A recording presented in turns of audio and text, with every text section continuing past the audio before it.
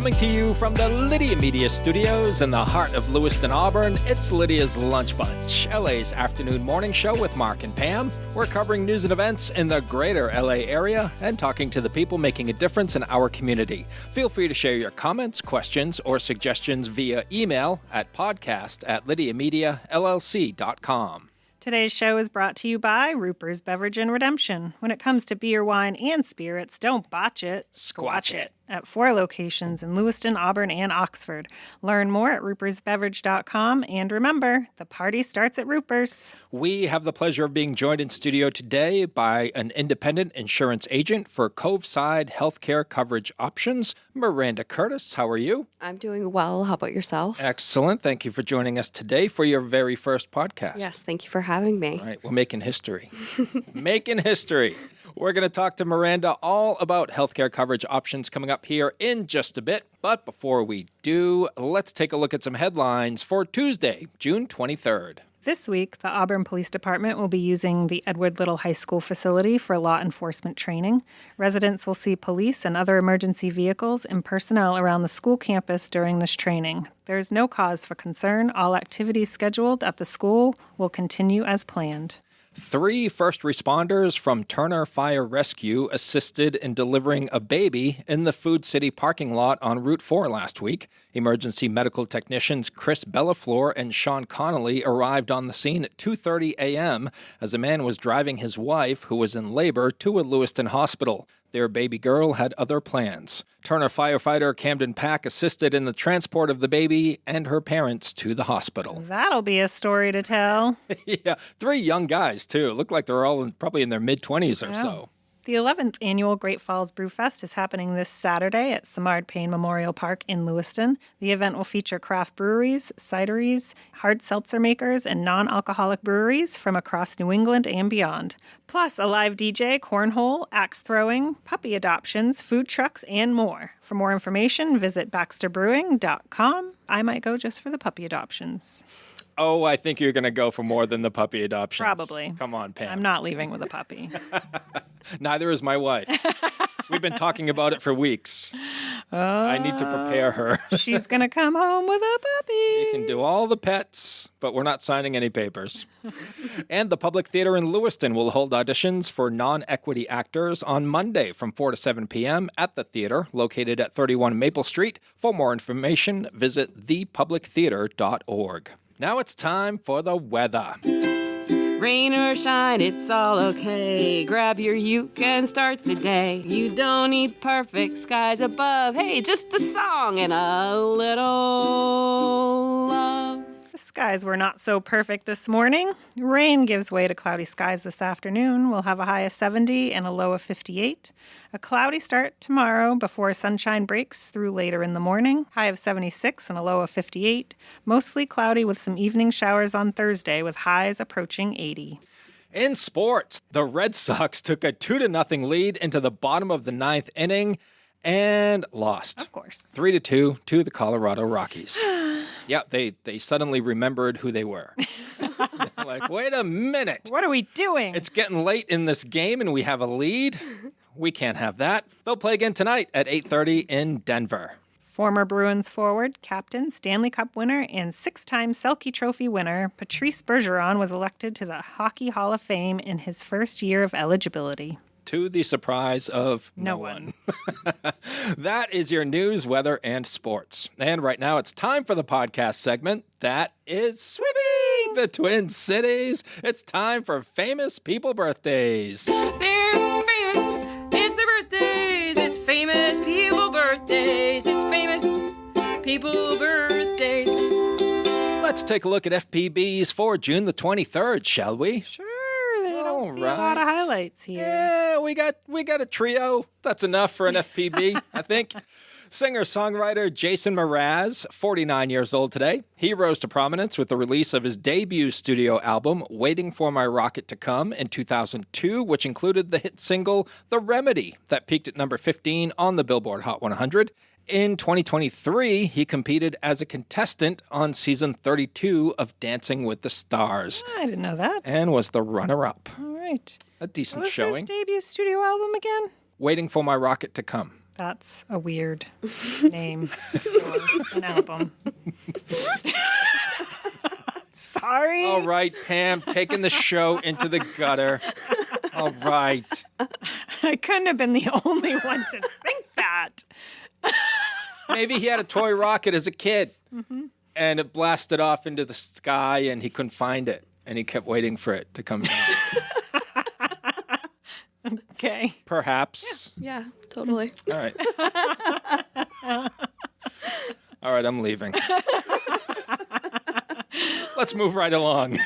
Yeah, let's do that. Frances McDormand, incredible actress, is 69 years old today. She has received 4 Academy Awards, 2 Primetime Emmys, and a Tony, making her one of the few performers to achieve the Triple Crown of acting. Frances has been married to Joel Coen of the Coen brothers since 1984 and has appeared in several of their films, including Raising Arizona, Miller's Crossing, and Fargo. She won Academy Awards for Best Actress for playing a pregnant police chief in Fargo, a grieving mother seeking vengeance in 3 Billboards Outside Ebbing, Missouri, and a widowed nomad in Nomadland in 2020. She is the second woman to win Best Actress 3 times, second only to Katharine Hepburn's 4. Ooh, wow. It's terrible. I cannot picture her. I will say I don't even know that name. You haven't seen Fargo? Nope. Great movie. Highly recommended. Good to know. Yeah. What's her last name? McDormand. Mick. Oh, yeah. Yeah, maybe. Yep, she's a person. Can confirm. Okay. She's real. Yeah. She's real. Yep. And rounding out FPBs for June the 23rd is Randy Jackson, who is 70 years old today. Isn't that what he used to do? Call everybody dog. I think that, yeah, he used to call everybody Doug. He'd be like, "You're a bit pitchy, dog."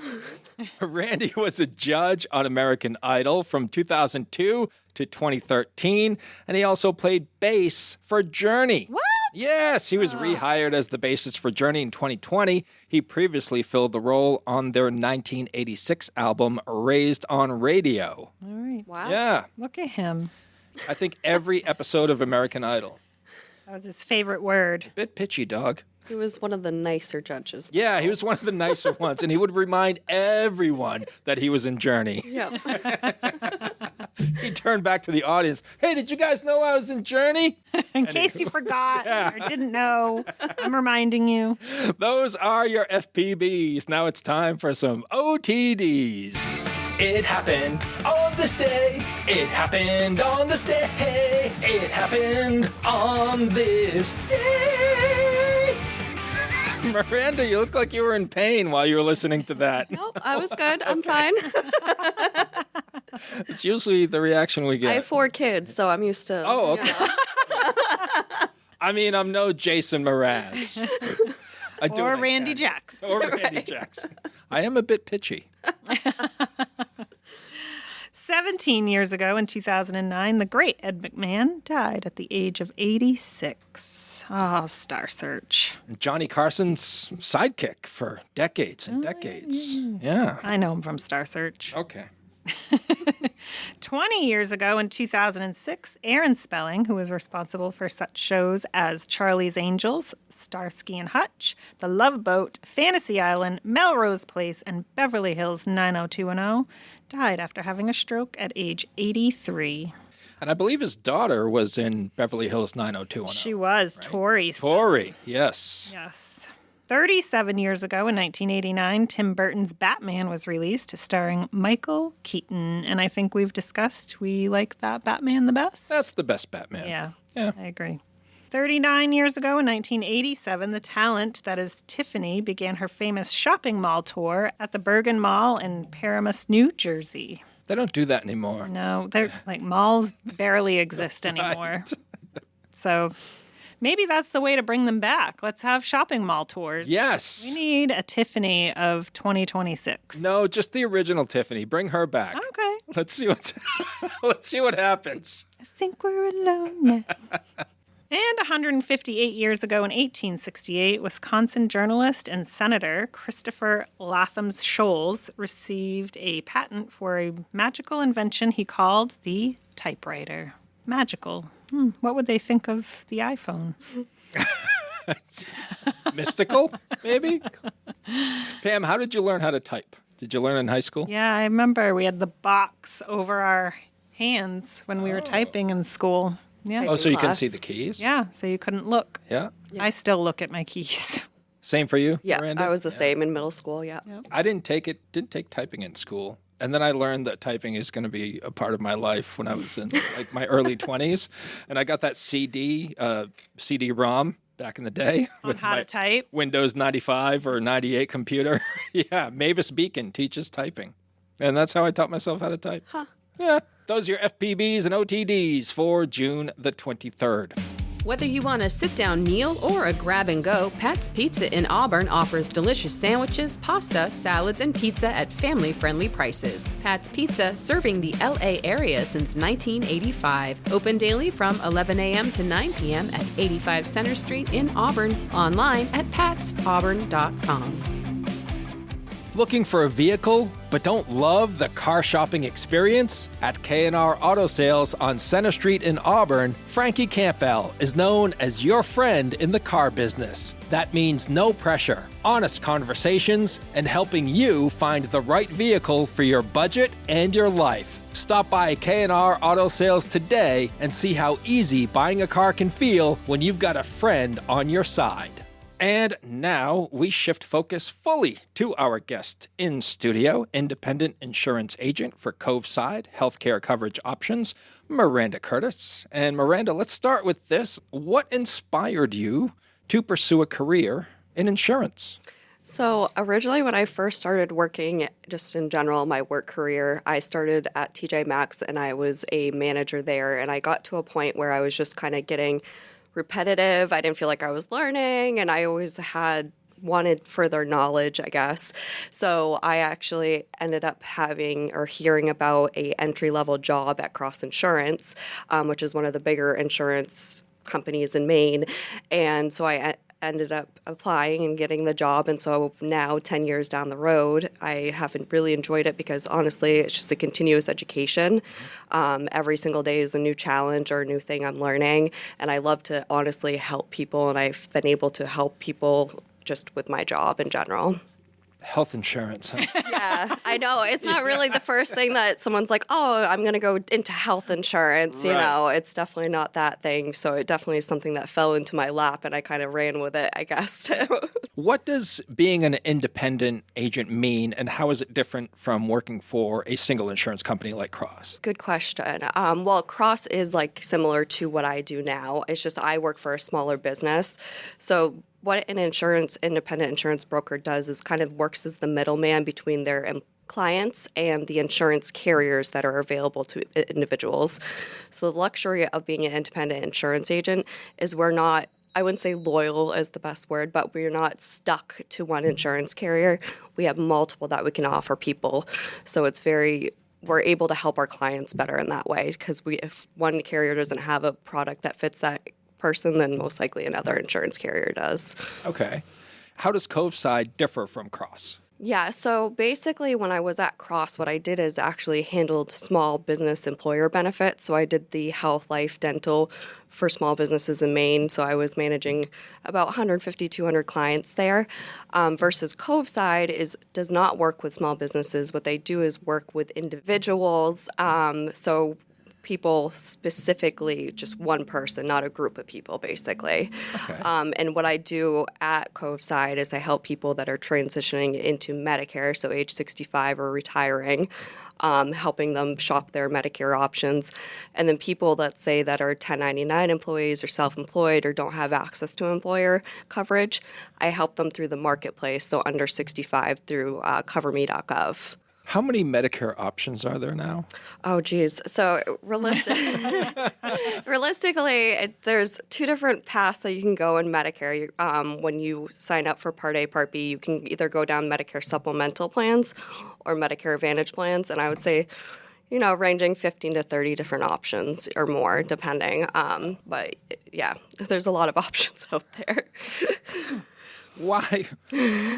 I know this is not a fair question, Miranda, but why do they make it so confusing? I feel like that's a question I get every week. So I think they've made strides in making it more simplified, even though it doesn't seem that way sometimes. Keep making those strides. Yep. Coming up with more options. Keep working on it. Right? Baby steps. What is one thing that people misunderstand about insurance agents? That we get paid, like they have to pay us to work for them, or consultation fee or something like that. Because realistically, with independent insurance agents, we're not allowed to charge folks. So it's realistically the insurance carriers, once we enroll somebody, they compensate us. And a lot of people don't realize that technically there's no charge to utilize a broker. So a lot of people try to navigate it themselves, and that's, a huge misconception I've seen. Okay, great. Thanks for clearing that up. Yeah. What are some of the biggest changes you've seen in the insurance industry over your 10 years? Oh, geez. Just in general, a lot. I could have said over the past 10 days. I know. I was going to say 10 years. Well, just in general, because realistically, working with small businesses, they're the same right now anyways, as of 2023, they're the same rates as the individual market. So realistically, in 10 years, I've seen rates go up 15-25% every year, just on the individual under 65 market. With Medicare, I'm a little bit greener and newer to that. So within the past year or two, I would say with Medicare, there's been a lot of changes in general, just with benefit designs, and carriers have decided to not pay commission sometimes because of some of the struggles that they have. But there's a lot of changes. I would say, like, realistically, every single month we're almost getting an update about something changing or different regulations or rules. So I don't know how much I would like that. It is continuous learning, but once you figure it out, then it changes again. And that's a lot of my job is like, oh, well, it was this last week, but let me just double check, because I'd rather do that than, tell you the wrong answer. So, do you sometimes long for the days at TJ Maxx? Honestly, no, because it just, like, there was a lot of just monotonous work over it. Obviously some days I'm like, why, this is a little complicated than it needs to be sometimes, but it is what it is, Yeah. I'm curious, too, what impact technology has had on the insurance industry. I would say huge, in the sense that, so kind of backing up. So with my people that I work with, the 65 plus, I have a huge range of people that either will use technology or refuse not to use technology. So it's made it easier, I would say, for connecting with people that like to use technology, because we email, call, text, things like that. But I would definitely say that it helps a lot. Makes up my job easier. Sure. It still blows my mind when someone asks me to fax them something. We do fax stuff, honestly, a lot. It's crazy to me. And I'm like, why can't I just scan an email? Like, I don't have a fax machine. I don't know. Anyway. I think we have like a e-fax system or something like that. We don't even have a fax thing, but we have a way to do it. Is privacy the HIPAA? No, I mean digital privacy. Is that the biggest concern with the 65 plus community? I would say because like a lot of them, because they do get a lot of spam calls and emails and mailings and stuff like that. So I understand why they're wanting to be secure about that. Yeah. So a lot of them do prefer to snail mail or things like that. And honestly, I feel like with just in general, even people under 65, they feel that comfortability level with their social security, date of birth, has all their information in there. You can do a lot of things with all that. Right. Yeah. There's a lot of people, I would say, get nervous about that.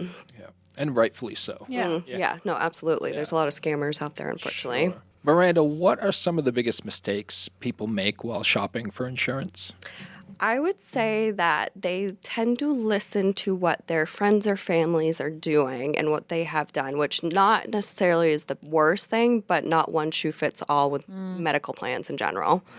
So I feel like sometimes people come with a set mindset, this is what I want and this is why, and then they realize once they get going that maybe it's not the best fit for them.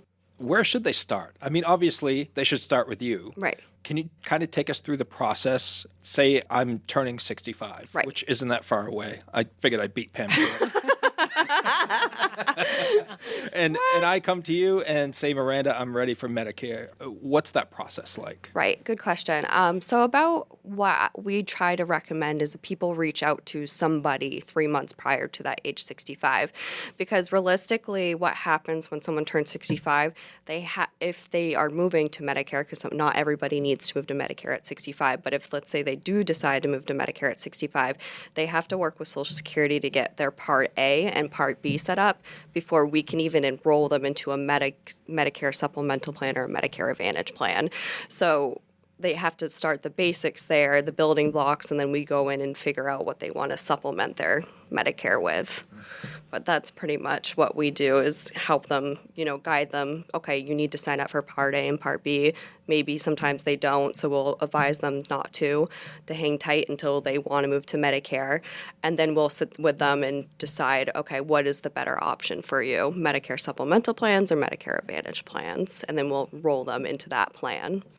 What are some other scenarios besides turning 65, like Mark's going to pretty soon? What are some other scenarios that someone would need to reach out to you or want to reach out to you? So the biggest thing is, just in general, when someone's 65 is the biggest one, obviously, but then when someone is losing employer coverage, so the under 65 on the marketplace, or coverme.gov is what it's called, people that are losing employer coverage, they don't have access to employer coverage, so during open enrollment on the marketplace, it might be a time for people to shop their options or look and see if they can enroll into a plan.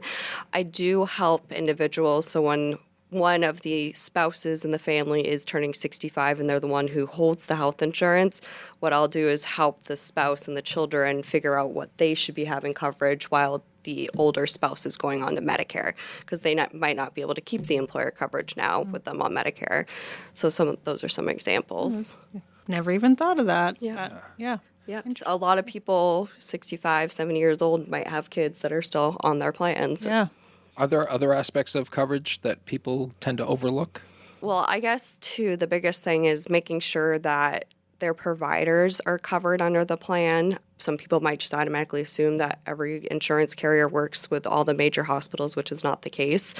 Or on the flip side, making sure that their prescriptions are covered. And if they're shopping it on their own, they might just not even think about that piece, And also, too, I think some people are very detail-oriented. They'll look at the summary benefits, which is like, you have a $40 copay for this or things like that. But some people don't get that granular, so they can miss that if they're not working with someone like us, because we go through and explain all those differences to them. What do you find most rewarding about working with clients that are 65 plus? I honestly just really enjoy it. I have a really good relationship with just my grandparents in general, so it's just something that I've always enjoyed. I used to do a Scrabble club every Monday when I was in middle school with a bunch of people that were 65 plus. So it's just something I've always been around and enjoyed. And I feel like they're very appreciative too, in the sense of like, it is a really hard thing to navigate Medicare and insurance. So they're very appreciative when they can have someone to call and to say, hey, I have this question.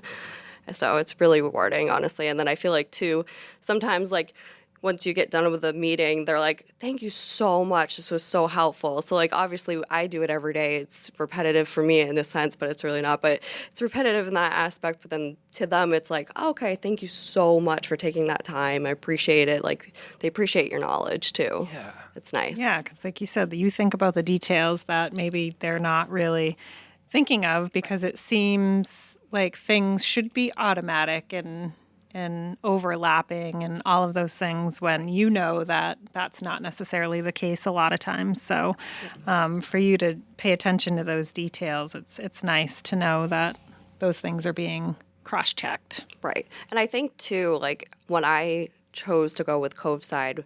So I have 3 other people that are in my office, and the business owner and my other coworker that's an independent insurance agent there.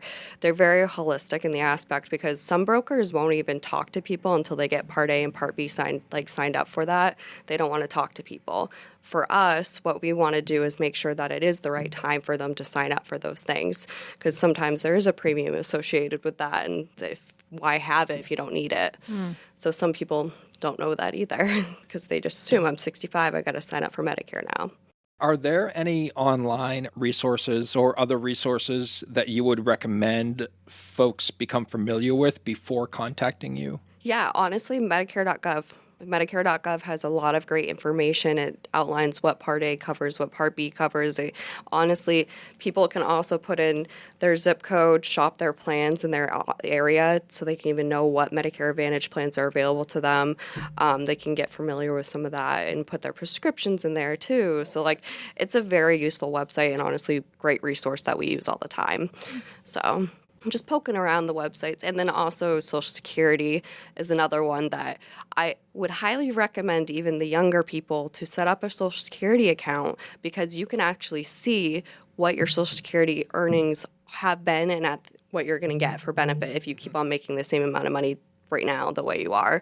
So it's very good retirement planning, tips there. So you'd go to Social Security, SSA.gov, and then just create an account, and then boom, you can go in there and poke around. Interesting. Yeah. That's very helpful information. Although, do we want to know that right now? I was going to say, don't worry, Pam. It's not going to be there by the time we retire. We're all set. That has been a lot of questions about that. Oh, yeah. Yeah, absolutely. Frightening, to say the least. Great stuff, Miranda. Is there anything else about Coveside that you would like our listeners to know? I guess the biggest thing is I am more of the newer, greener agent. The 3 other people in my office have, 10, 20 years on top of me. And I think that was one of the bigger decisions of why I decided to go to Coveside, because I was at a point in my career where I was the one that had the most tenure, and I wanted to be able to learn. So I've been able to learn really great things from these women. So appreciate them. All right. And where can folks go online to learn more about Coveside? So it's CovesideLLC.com, and they can actually see our bios, request an appointment, all the fun stuff on there. So it's pretty done well, the website. Dirigo Federal Credit Union is proud to call Lewiston Auburn home. Whether you're buying a house, saving for the future, or growing your business, we're here for you, right where you live. Visit DirigoFCU.com and feel the difference of a credit union that truly knows LA. Miranda, as I warned you earlier, we do close out the show with a segment called 3 Random Questions. Okay. Where Yes. Pam and I will ask you questions that have nothing to do with health I forgot insurance. about that. No. Well, now it's here. Yep. So I'll start. You said you have 4 kids? Yes, I do. Goodness. Okay, Miranda, if you didn't have to sleep, what would you do with the extra time? Oh, geez. Let's say the time was yours. Yeah. 100% yours.